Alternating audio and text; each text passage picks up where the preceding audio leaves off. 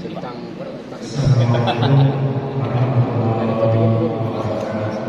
Kalau sekali ini, belum.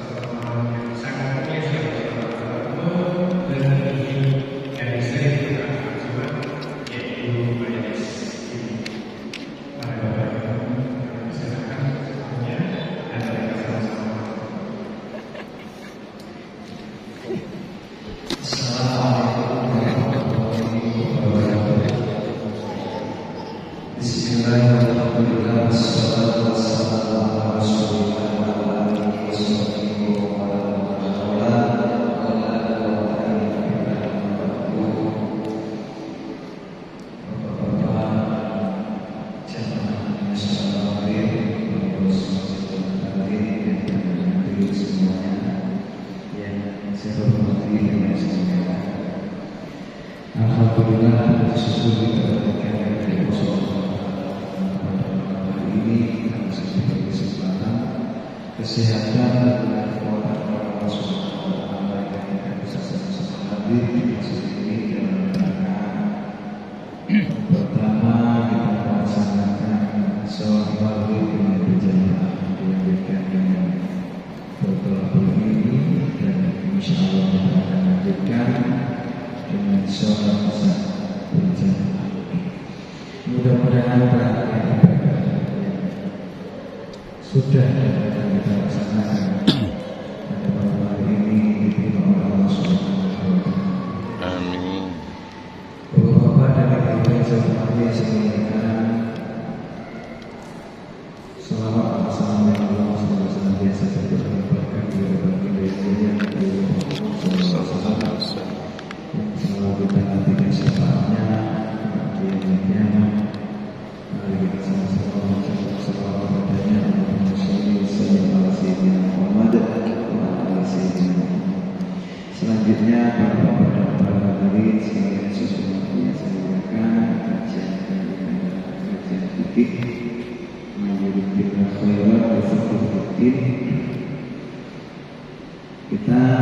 membahas tentang masalah arkan sholat.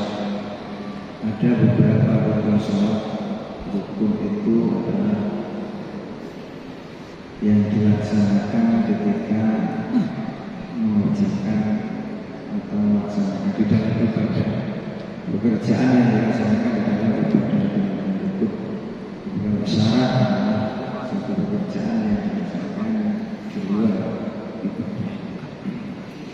Jadi kita tahu kemarin kita sedang menyampaikan tentang masalah arkan sholat, beberapa rukun sholat. Di antaranya rukun sholat itu adalah niat. Kita sudah jelaskan tentang masalah niat. Kemudian yang kedua adalah qiyam, berdiri.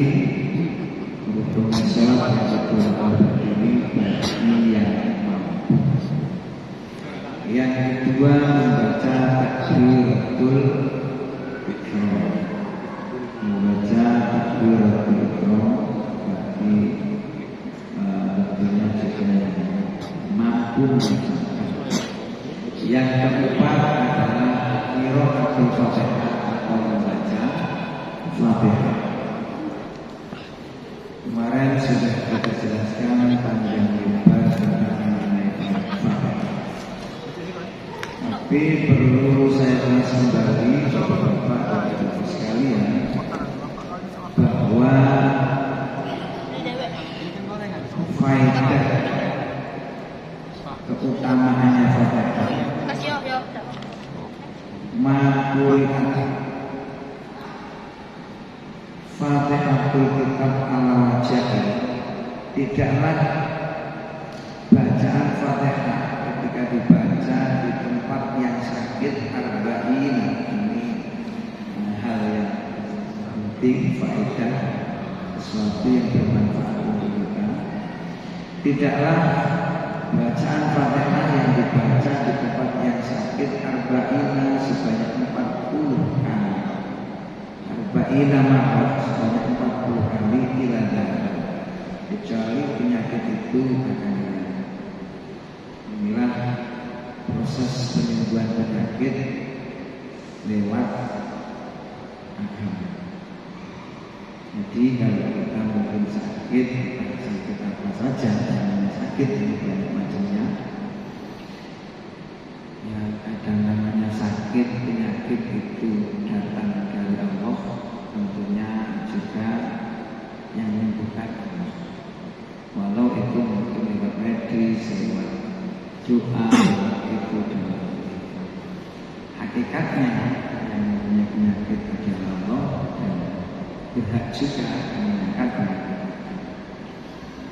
Oleh sebab itu bagian daripada ikhtiar kita sebagai manusia adalah doa, termasuk di antaranya membaca Fatihah. Jadi ketika kita sakit, apapun sakitnya, kok dibacakan Fatihah selama sebanyak 40 kali, maka insya Allah dengan izin Allah penyakit itu akan diobati secara medis, tidak sembuh-sembuh. Kadang di ronsen tidak ada penyakitnya, tapi merasakan sakit. Jadi obat itu adalah wasilah, obat adalah perantara. Hakikat yang menyembuhkan penyakit itu adalah Allah Subhanahu wa Ta'ala. Seribu jalan menuju sehat, tapi tidak sedikit pun penyakit datang dengan Tuhan. Bapak-bapak yang saya hormati, yang saya muliakan, berikutnya adalah wa man asqata minal fatihati harfan aw tasdidatan, barang siapa yang menggugurkan, tidak membaca, menghilangkan dari Fatihah itu satu huruf saja, aw tasdidatan atau satu tasdid saja, aw abdala minha biharfin atau mengganti satu huruf dari Fatihah itu dengan huruf yang lain, lam tasih qiraatuhu, maka tidak sah bacaan. Ketika tidak sah bacaannya, otomatis wala satu tidak sah bacaannya juga wala satu dan tidak sah juga sholat. Ini pentingnya Fatihah di dalam sholat.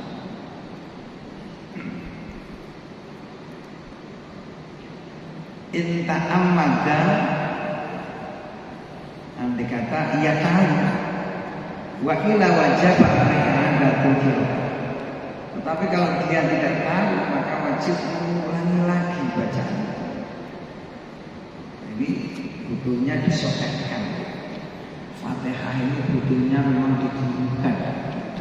Karena di antara salah satu rukunnya sholat adalah baca Fatihah. Bagaimana cara menggunakannya? Guru yang guru Al-Quran yang tepat itu musafahah. Musafahah itu hadap-hadapan antara guru dengan murid, tahu lisannya guru membaca, tahu lisannya murid menirukan bacaan. Itu namanya musafahah. Maka bapak-bapak ibu saudara sekalian akan merasa Fatihah kita ini belum pas, ayo kita gunakan. Kepada siapa? Ya tentunya orang-orang yang ahli, para ustaz. Hanya kita di sini, ya kita ajar betul, kita belajar betul, kita paham betul. Karena ini kunci. Di antaranya rukun sholat adalah bacaan Fatihah.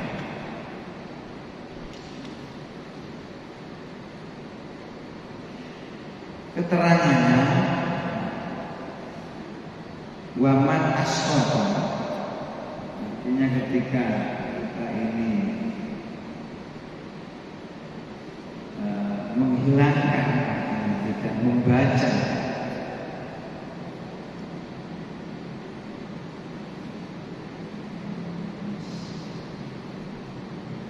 seperti keangkolan, harusnya dibaca misalnya iya karena itu terus wa iya, maunya dihilangkan. Iya karena itu, iya karena sa'in, berarti kan maunya dihilangkan, menggugurkan, menghilangkan mau saja. Ini sudah bisa merusak bacaan itu. Ketika rusak bacaannya, otomatis juga rusak sholat. Iya karena kedua, iya karena kedua harusnya wa iya dibaca iya karena butuh, iya karena sa'in. Ini menghilangkan.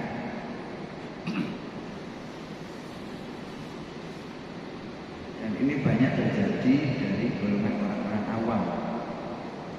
Tasdidatan atau tasdid misalnya, iya itu ada tasdidnya, tapi dibaca ringan-ringan saja. Iya karena kedua, iya karena sa'in. Ini juga masalah. Kenapa kalau iya karena kedua, iya karena sa'in? Aku menyembah kalau iya gak pakai tasdid, ini artinya dawu samsi, terangnya matahari, sinar matahari. Aku menyembah sinarnya matahari itu. Maka harus tadi iya karena kedua, iya.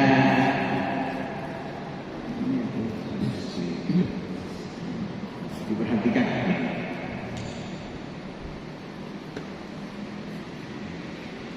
Keangkola iya karena buku iya misalnya tanpa ditakfifnya, dengan diringankan ya-nya, tidak ditasir.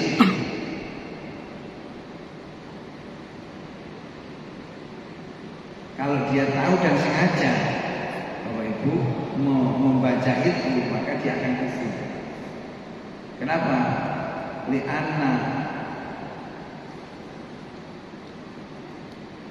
iyaka dawu samsi, artinya itu terangnya matahari, sinarnya matahari. Jadi walau sadada al-qafaf kasar wa ajza'ahu. Tapi kalau menasjid, memberi tasjid yang diringankan, yang tidak ada tasjid, bagaimana? Dia berbuat jelek, tapi wa ajza'ahu masih diperbolehkan, masih dianggap cukup. Yang tidak ditajwid tasjid. Tapi kalau yang ditajwid kalau dari tajwid ini bahaya.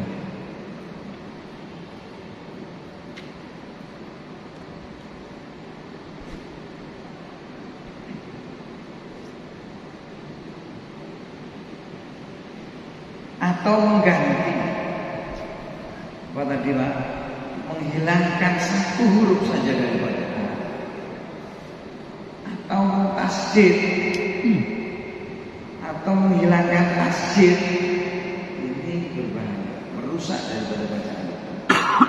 Atau mengganti huruf dari huruf ini yang kadang juga banyak terjadi. Ka'angkola za awdal bizai awdal dal za ini diganti, atau mengganti dal, mengganti hak dengan hak misalnya alhamdulillah, alham dibaca alham.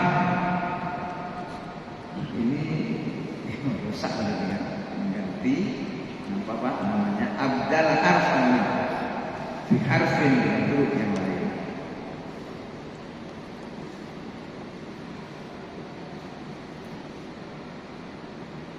Ghairil maghzubi dot diganti za.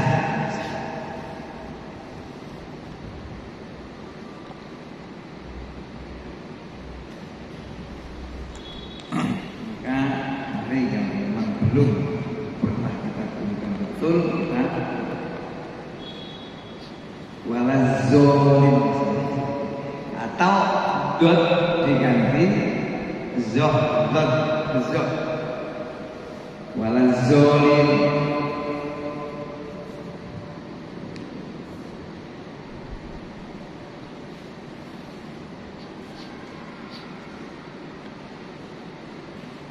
Mustaqim diganti mustaqim. Contohnya apa? Dari mustaqim diganti mustaqim. Siratal ladzina an'amta alaihim. Alhamdulillahirabbil alamin maliki yaumiddin iyyaka na'budu wa iyyaka nasta'in ihdinas siratal mustaqim, tapi bacanya mustaqim misalnya diganti qaf diganti hamzah.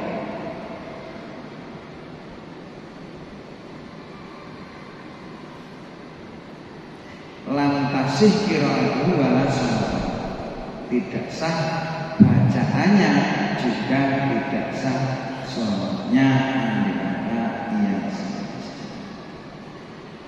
Kemudian wajib aidon walakukan, wajib wajibu wajibu tartibkan, wajib mentartibkan, menyusun sesuai dengan ayat-ayat. Walau lam yartab tabahan bi anqadama kalimatan al-ukhra wajaba istitnaf fikir. Coba ulang lagi. Bismillahirrahmanirrahim. Ar-Rahmanir-Rahim. Alhamdulillah. Ini bolak-balik. Jadi harus sampai mulai dari Bismillahirrahmanirrahim. Alhamdulillahirabbil alamin. Jadi yang tertib, kemudian kalau bisa memang kadang-kadang kita ini bacaannya ini wakof, tapi kenyataannya wasol. Kenapa bacaannya wakof tapi kenyataannya wasol? Bismillahirrahmanirrahim. Alhamdulillah tanpa bernafas dulu. Kalau kita baca kan harus Bismillahirrahmanirrahim, berhenti karena kita sudah menjadikan bacaan Bismillah itu wakaf, apa namanya Pak itu wakaf. Kita jadikan bacaan itu matanya terus sukun. Kita akhiri dengan sukun. Kita harus berhenti. Kalau memang ada berhenti ya Bismillahirrahmanirrahim, alhamdulillahirabbil alamin arrahmanirrahim maliki yaumiddin iyyaka na'budu wa iyyaka nasta'in. Jangan kita iyyaka na'budu wa iyyaka nasta'in. Tidak bernapas antara ayat satu dengan yang lain. Artinya biasanya coba kita perhatikan kadang-kadang bacaannya wakof tapi kenyataannya wasol. Terus kita benar-benar perhatikan supaya kata-kata ini semakin lebih sempurna. Wajib mentargetkan artinya ayat yang dulu yang dibaca awal berikut. Satu, wajib targetkan Quran ayatnya al-ma'ruf. Artinya ayat 1, 2, 3, 4 sampai 7.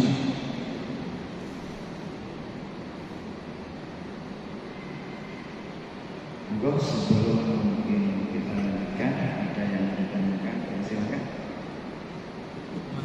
Itu dari bacaan Al-Fatihah tadi, mungkin ada yang perlu ditanyakan.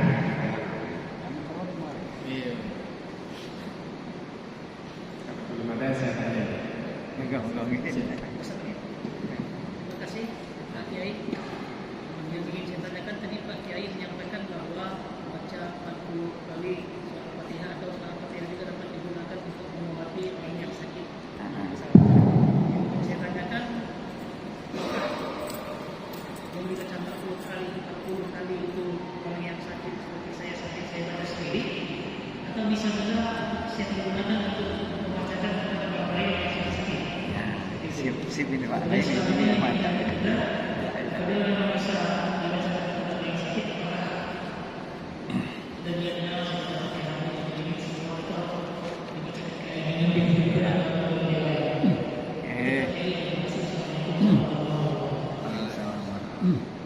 Terima kasih Pak Ketua Masjid. Ini tadi aku tidak melihat, jadi mohon maaf. Yang sama-sama kita hormati, kita muliakan, ini luar biasa. Terima kasih Pak Ketua Masjid Al-Mu'tadin. Alhamdulillah. Jadi di sini Pak, saya baca Makuri'atil Fatihatul Kitab ala wajahin. Tidaklah Fatihah itu dibaca ala wajahin di atas sesuatu yang sakit. Dalam sakit itu artinya begini, arba'in nama Fatihah dibacakan ala wajahin, ada yang sakit, berarti kita bisa untuk sendiri, berarti juga bisa untuk lainnya. Gigi misalnya sampai gini lah, baca Fatihah 40 kali, tapi 40 itu memang agak sedikit, agak lumayan ini 40. Mungkin atau ya ini ikhtiar, itu tadi Pak, kadang-kadang ya entah percaya dan entah tidak, kadang-kadang di rongsen tidak ada apa-apanya, tapi kita merasakan sakit itu tidak hanya 1-2 kali, 1-2 orang, banyak sekali sebenarnya. Misalnya seperti bahkan kalau ada dikuatkan dalam hadis itu misalnya. Jadi misalnya yang sakit sini ya kita baca ya, sambil mungkin kita pijatkan atau kita isyarah, kita niatkan. Jelas itu Pak, kita niatkan. Tentunya kalau di sini bisa untuk kita sendiri, juga bisa untuk orang lain. Bisa sendiri, bisa untuk orang lain. Itu Pak Kiai. Jadi mudah-mudahan ini menjadi solusi. Kadang-kadang sudah berobat ke sana kemari. Ini namanya penyakit yang menyangkut. Kemudian tentunya ya, kalau pil itu ya nanti jadi sirik Pak kalau kita percaya dengan pil itu. Ataupun yang lain, ya, semuanya itu masih perantara. Itu ya Pak. Assalamualaikum warahmatullahi wabarakatuh. Waalaikumsalam warahmatullahi wabarakatuh. Ini Pak Yai yang lebih jelas ini aja Mas. Bila kurang jelas kalau pakai. Kuat. Iya, kuat suara kuat. Masalah bacaan Al-Fatihah Pak Yai. Jadi tempoh hari pernah aku tanyakan pada Pak Yai juga kan, ini saya ulangin lagi Pak Yai. Iya. Jadi apa yang harus dilakukan selaku makmum sholat berjamaah, tetapi imam di dalam bacaannya menurut para makmum bahwa bacaan itu kurang pas. Salah satunya Al-Fatihah, sebab itu kan wajib dalam sholat. Nah, jadi apa yang harus dilakukan kami selaku makmum untuk mengatasi bahwa imam itu bacanya kurang pas? Satu, apakah tidak usah ikut berjamaah bersama dia selagi menjadi imam, atau diteruskan, hukumnya dapat pahala atau tidak? Satu itu. Yang ketiga Pak Yai, Yang ketiga Pak Yai, di dalam surah Al-Fatihah itu Pak Yai ada huruf ain dibaca alif, ada huruf qaf dibaca kaf, ada ihdinas itu shad bukan sa, terus ada rin dibaca gha. Itu Pak Yai. Jadi tolong penjelasannya Pak Yai. Oke, terima kasih. Jadi pertama-tama yang kita lakukan tentunya ketika ada umi, ada qori, ada orang yang qori itu ahli baca, ada yang umi itu memang tidak fasih dalam membaca. Ya tentunya pertama-tama kita harus menyikapi bahwa si imam ini andai toh memang ya bagaimanalah solusinya, mungkin karena dia manusia. Artinya kalau kita keras, mereka tersinggung, gimana cara? Ya kita harus cari cara. Bukan, Pak Yai. Ya. Kata Pak Yai tadi, kalau di dalam baca Al-Fatihah salah satu huruf salah sebut, maka maknanya sudah beda. Betul. Hukumnya kan batal, tidak sah sholatnya. Ya. Itu yang dipertanyakan Pak Yai. Ya, jadi satu, pertama kali imamnya dulu kita harus membenahi bagaimana sikap kita kan. Sementara masjid di situ hanya situ-situ itulah mungkin. Kemudian imamnya ini ya mungkin imam desa atau imam karena kalah tua atau karena kalah memang sudah lama, kan ini masalahnya. Nah, pertama-tama kita harus menyikapi bagaimana solusinya ini dulu. Kalau memang toh bisa, ya kita ajalah mungkin gimana cara, apa kita ajak bareng-bareng, apa kita ingatkan. Kadang-kadang kan ada yang diingatkan tidak mau karena merasa sudah bagus sendiri. Bagus, padahal tidak, kurang baik. Itu. Maka kita harus cari sikap yang baik supaya mereka tidak tersinggung dan mereka bisa membenahi. Kedua, kalau memang toh tidak bisa ya, tentunya bagi orang isi qori tidak sah berimam dengan orang yang umi, orang yang tidak bisa baca. Nah, terus yang makmum tadi gimana itu? Nah, makmum bagi makmum yang merasa, dia itu lebih tahu bahwa ini adalah salah, ya mufaroqah. Pada saat sholat harus mufaroqah, harus berpisah. Saya lepas dari bermakmum, saya sholat sendirian. Kalau sholat sendirian ya sudah harus berani pede. Dalam arti apa? Tidak harus sujudnya bareng dengan si imam karena sudah sholat sendirian, tidak boleh itu. Kadang-kadang niat mufaroqah sendirian tapi masih bareng sujud rukuknya. Ini juga kurang sama saja. Ini kurang. Ya. Jadi begitu. Harus berani memang karena ini menyangkut masalah ibadah. Jadi kalau makmumnya ya harus bagi makmum yang qori, yang pintar, yang bisa baca, ini ya harus mufaroqah dengan makmum yang yang tidak bisa baca.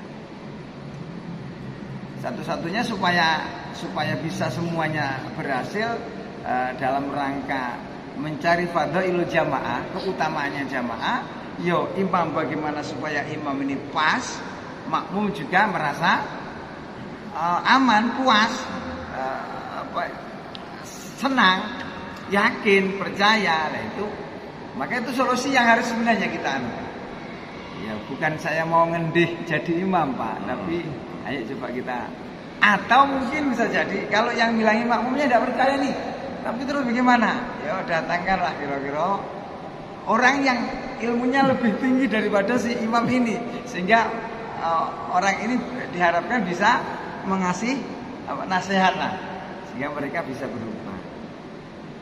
Itu harus ada solusi-solusi semacam itu.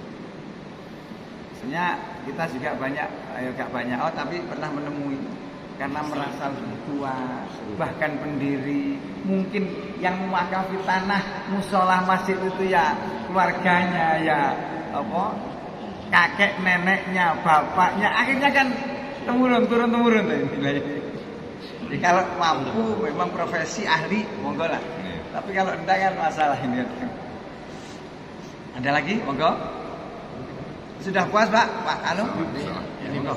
Tadi saya dengar Anda menyebutkan huruf alhamdulillah. Bukan al-hay. Iya. Jadi kalau dia baca alhamdulillah atau memang sengaja tahu dia baca alhamdulillah itu maksudnya artinya kita alhamdulillah. Anu aja Pak, nggak usah pakai mic biar lebih jelas. Itu kalau alhamdulillah itu sudah artinya apa? Mananya apa? Jadi mana artinya? Nah, kalau itu merubah huruf, mengganti huruf dari H menjadi H, kan gitu. Itu maknanya betul. Nah itu kalau maknanya nanti coba saya cari dulu Pak. Tapi yang jelas ini merubahnya. Yang di apa namanya? Yang disalahkan adalah perubahan, penggantian dari H menjadi H. Alhamdulillah. Nah ini kan biasa Pak. Tapi kalau toh memang lughatnya seperti itu, lidahnya seperti itu, tidak bisa lagi ya mungkin ya dimaklumi ya gimana ya namanya. Tapi tentunya kalau memang masih satu muda, kemudian dia mau belajar betul, saya pikir apalagi ya mau bener, insya Allah ya. Jadi rata-rata kan begitu kan namanya. Alham menjadi alham. Sering ketemu kan itu.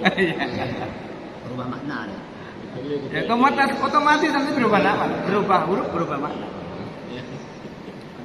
Jadi kalau menjadi wawasan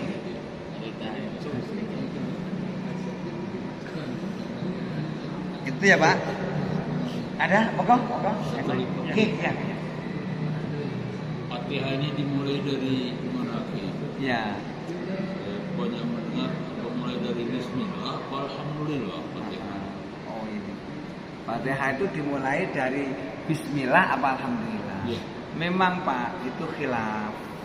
Khilaf itu ada beberapa pendapat. Cuma kalau menurut Syafi'iyah, Imam Syafi'i, ini Fatihah itu dimulai dari Bismillah. Karena Imam Syafi'i juga punya dasar hadis. Kalau di sini sudah jelas. Jadi Bismillah itu adalah ayatun min ayatil Fatihah. 7. Coba baca, Bapak lihat ayat Fatihah itu ya. Kan ada 7 ayat tuh Fatihah itu. Jadi ada Pak, coba aku rasa.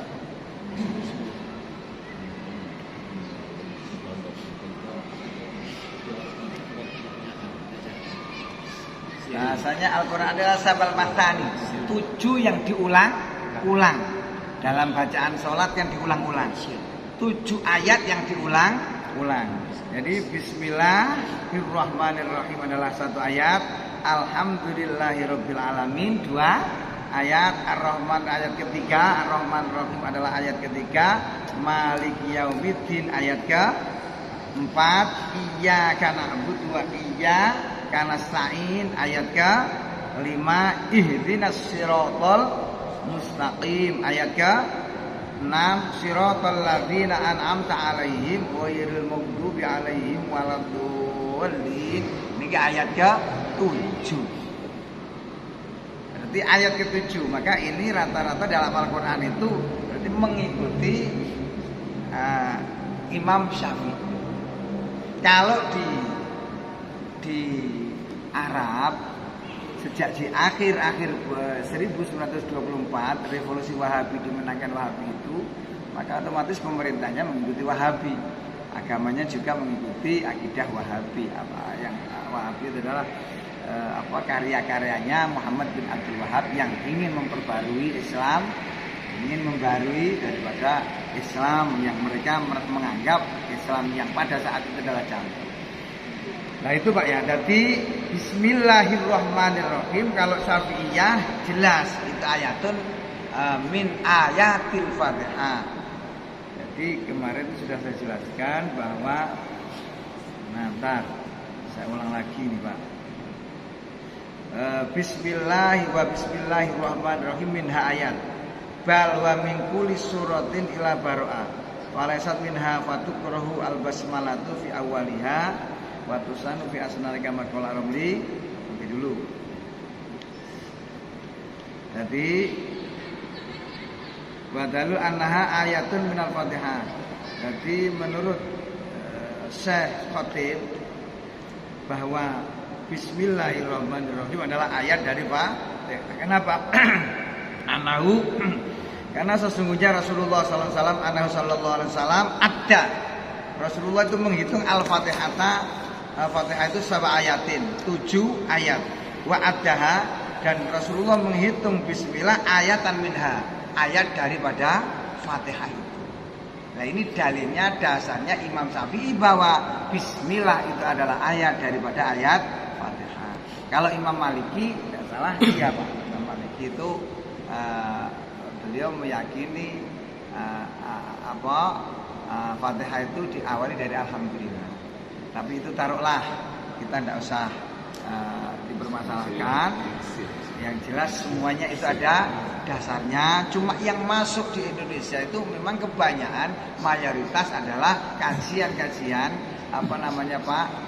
hukum-hukum atau fatwa-fatwanya Imam Syafi'i, sehingga di Indonesia itu mayoritas ya tetap memakai ijtihadnya Imam Syafi'i, yang tentunya Imam Syafi'i juga punya dasar yang itu Pak ya. Habis bisa. Nah, kalau ada lagi, monggo. Jadi aku pertanyaan kawan tadi kan. Iya.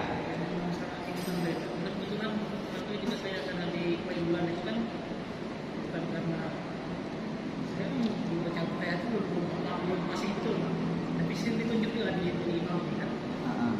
Yang ingin saya tanyakan kata tadi itu apakah imam itu salah?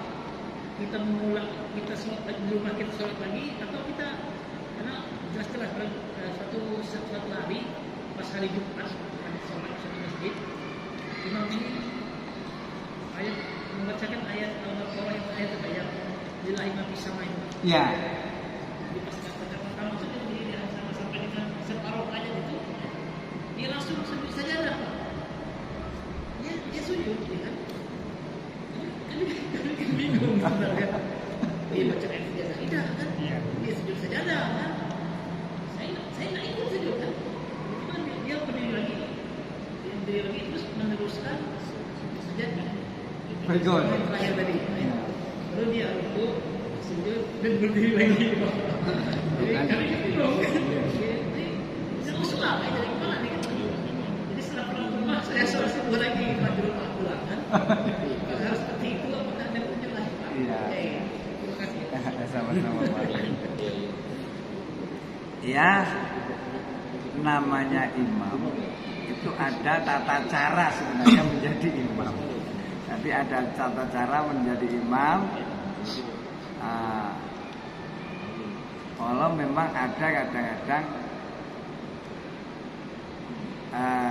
ketika imamnya lupa, imamnya sujud sahwi, kita tidak ikut sujud sahwi karena kita tidak lupa kan. Tapi kalau memang imamnya itu tidak lupa, sementara kita yang tidak bisa, tapi kalau cenderung saya Pak, itulah kecenderungan saya kalau memang pada saat itu sudah bapak ragu, otomatis kan ya ragu sholat saya nanti sah apa enggak kan begitu. Kalau sudah ragu di tengah-tengah sholat ya secara otomatis ya batal. Nah karena batal ya ulang lagi. Maka betul. Tapi kalau tidak ragu, ya maka itulah sebenarnya setelah itu nggak anu Pak, bapak nggak tanya. Mohon maaf Pak karena saya belum tahu. Jadi ini tadi bagaimana gitu? Oh iya ini. Kalau bisa tabayun supaya apa? Kita akan lebih jelas lagi. Sehingga ya karena memang sujud sajadah. Artinya ketika kita baca Quran itu kan sunnah Pak. Sujud as-sajadah itu sunnah di ayat-ayat sajadah itu memang hukumnya sunnah. Kita sujud di sujud itu sujud as-sajadah dalam sholat ini memang tidak menambahi hukum sehingga akhirnya tetap mungkin imam ini ingin melaksanakan sunatan, tambah kesunatan sehingga sujud sajadah. Maka kalau bapak sudah saya ini di tengah-tengah itu bisa jadi malah tidak, maka ya mengodok, mengulangi lagi sholat, ya ada di sholat ya bagus sholat. Tapi setelah tahu ini berarti sudah saja tidak kita ikut aja gitu. Kita tidak belum tahu sehingga kita bingung, kita ragu dalam sholat. Itu ya Pak. Ada lagi Pak? Ya, untuk. Kalau sebagai makmum itu apakah diwajibkan mengulangi bacaan Al-Fatihah setelah imam membaca Al-Fatihah? Wajib apa enggak? Nah itu ada dua ya Pak. Makmum itu ada dua macam. Ada makmum masbuk, ada makmum muafek. Makmum muafek itu adalah makmum yang mendapatkan bacaan Fatihahnya imam dengan sempurna. Ini wajib membaca Fatihah. Tapi kalau makmum masbuk, makmum yang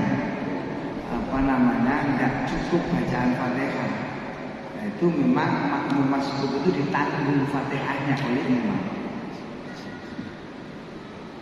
Artinya kadang-kadang bapak datang sudah baca surat kan itu, nah kita kejar betul tidak mampu kita kejar Fatihah, maka bagaimana? Ya sudah semampunya kita Fatihah itu, nah kemudian Fatihah itu ditanggung oleh imam.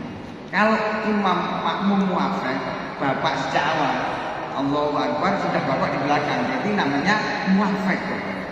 Fatihahnya ditanggung oleh makmum masing-masing. Tapi kalau sudah ayatnya sudah terakhir, maka ya semampunya kita baca Fatihah. Kurang selesai ya sudah. Berarti yang nanggung itu imam. Jadi kita posisinya apa Pak? Posisinya atau menjadi imam, makmum muafek atau makmum masbuk. Itu Pak ya. Terima kasih barangkali dan mohon maaf. Mudah-mudahan bermanfaat. Lebih-lebihnya tidak menambah masalah cara ibadah kepada Allah Subhanahu wa taala. Sehingga dengan banyaknya ilmu pemahaman ini semakin tambah yakin beribadah. Semakin tambah yakin ibadah, otomatis insya Allah semakin ini adalah proses semakin tambah nilai kelebihan dari Allah Subhanahu wa taala. Itu aja. Terima kasih. Wassalamualaikum warahmatullahi wabarakatuh.